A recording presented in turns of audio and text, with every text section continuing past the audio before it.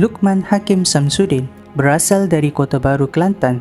Lahir pada tahun 2002, bermain di posisi penyerang. Reputasi penyerang muda Malaysia itu bermula ketika membantu skuad NFDP bawah 13 tahun melangkah sejarah menjuarai Piala Iber Costa del Sol di Sepanyol pada tahun 2015. Di final pertemuan dengan pasukan Sporting Lisbon, beliau telah menjadikan gol kemenangan.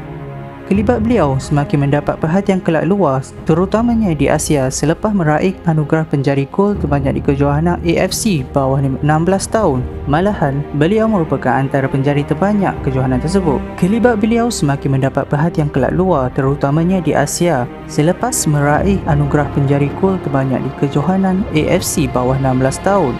Antara kelab Asia yang menawarkan sesi percubaan adalah kelab dari Division 1 Liga Jepun iaitu Cerezo Osaka.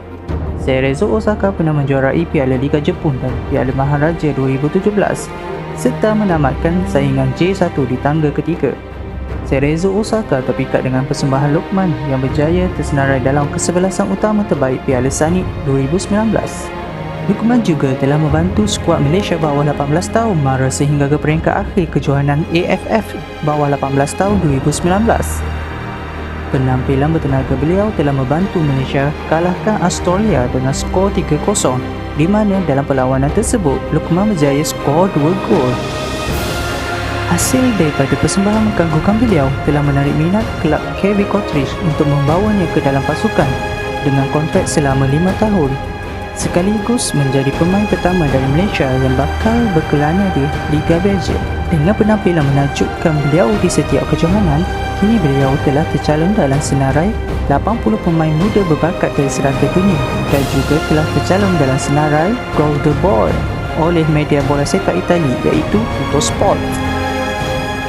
Selain Lukman, antara pemain muda lain yang tercalon adalah Jadon Sancho daripada Borussia Dortmund, Mason Greenwood dari Manchester United, Ansu Fati dari Barcelona, Bukayo Saka daripada Arsenal dan Alphonso Davies dari Bayern Munich.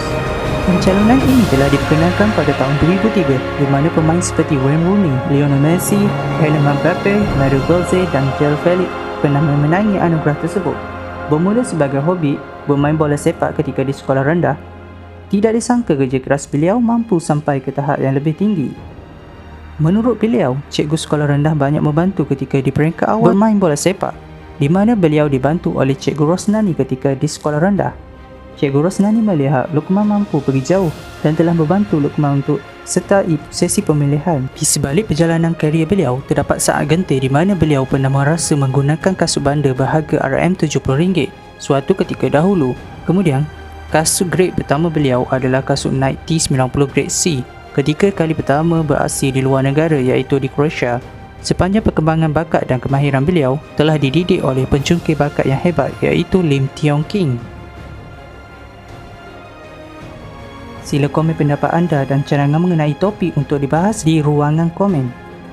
Jangan lupa klik button like, subscribe dan share agar kami lebih bersemangat berkongsi info-info bola sepak yang menarik. Sampai jumpa lagi. See ya!